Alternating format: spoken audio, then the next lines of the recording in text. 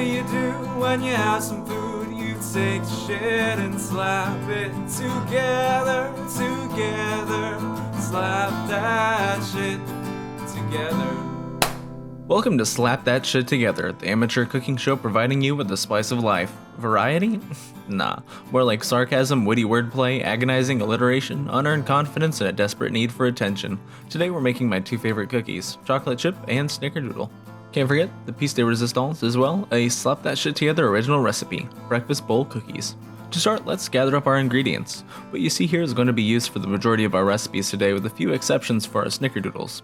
The better the ingredients, the better the final product, but here at Slap That Shit Together, I'm broke as fuck, so store brand will do just fine. But if you're getting your supplies from the skeevy corner store that's a front for selling fentanyl, you might want to rethink your spending habits. Get out your shoddy stand mixer, because there's no reason why anyone should be hand whisking in the 21st century, and melt 3/4 a cup of butter. Cream together your butter with half a cup of white sugar and a whole cup of brown sugar. Fair warning, this recipe makes a fuckload of cookies. Beat in 1 egg and a tablespoon of vanilla extract. I like vanilla, and this recipe definitely doesn't lack for it, so if you're looking for a little more balance, you can go with 2 teaspoons instead. You should also really sift your dry ingredients, but if you don't have one, somebody sponsor me. Then just slap in your 2 cups of flour, half teaspoon of salt, and half teaspoon of baking soda. Dump in the whole bag of chocolate chips because you're a cookie monster, and although a bit draconian, fold in your chocolate like a peasant because you don't want to pulverize and or melt the hell out of them. Grease the baking sheet and line with little balls of dough. Cookie scoop is recommended for this step, but if you find yourself lacking, just use a spoon. I know kitchen gadgets are fun, but we've got a ball on a budget, baby. BG dubs, the pre and preheat means you should do it ahead of time, so that's your public service announcement for today. So when your oven is up to temp after filling your sheet, pop them in for 12 minutes. Pull them, grab, pinch, squish, firmly grasp the damn cookie sheet. Let them cool for a few moments, then rack until ready. I wonder why they're called snickerdoodles. I mean, where are the Snickers? Ooh. That sounds like another episode. Anyways, new ingredient list, starring some returning characters and brand new talent. We're turning up the heat on this one too, an extra 75 degrees. This recipe is even larger than the last, so keep in mind what you're watching is a halved version. Soften a half a cup of butter, then cream with half a cup of shortening and a cup and a half of white sugar. Look at the expiration date on the shortening and realize it's been expired since November 2018. Has it really been that long since you last made these cookies? Nah, I am sure it's fine. Beat in 2 eggs and 2 teaspoons of vanilla extract. Realize it's starting to smell pretty stale, but you know what? It's all good. That's what the recipe calls for, so don't question it.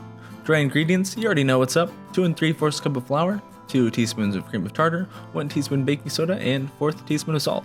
Okay, look, I know this seems questionable. It's 2 years old, you probably shouldn't use that. I know, but I'm a cheap ass, so at least give it a taste.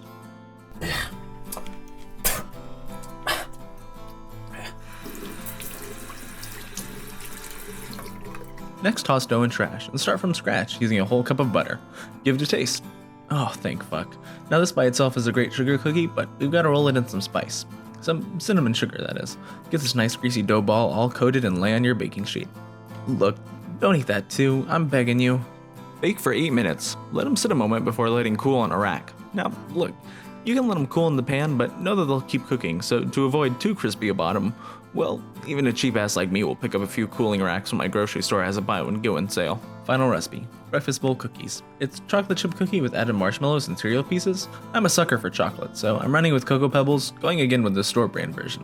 What can you do? Start with the same recipe from the top of the episode, and then we're just gonna fold in more of our extra bits. For this, unfortunately, I need more space in my dough, so I'm only using half the bag of chocolate chips. In goes mini marshmallows and cereal.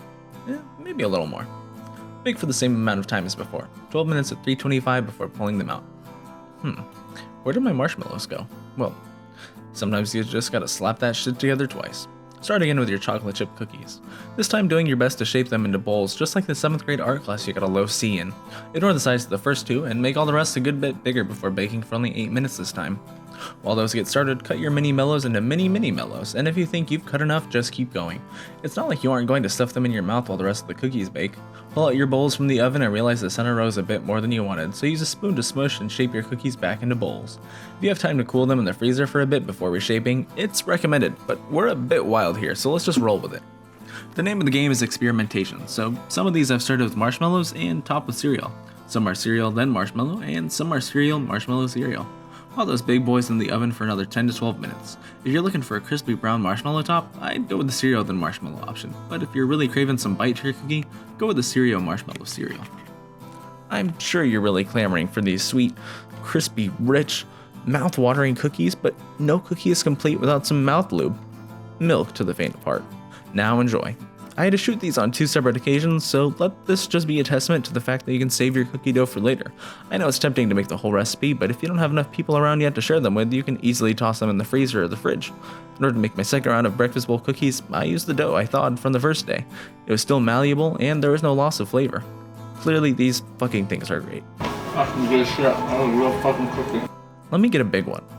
Oh yeah, that's good. I'm not ashamed. Man. Fudgy, crunchy, chocolatey, marshmallowy. It's got every texture and flavor you could want on a cookie, all in one epic gangbang in your mouth. This has been Slap That Shit Together, your favorite internet amateur cooking show. What do you do when you have some food? You take the shit and slap it together, together. Slap that shit together.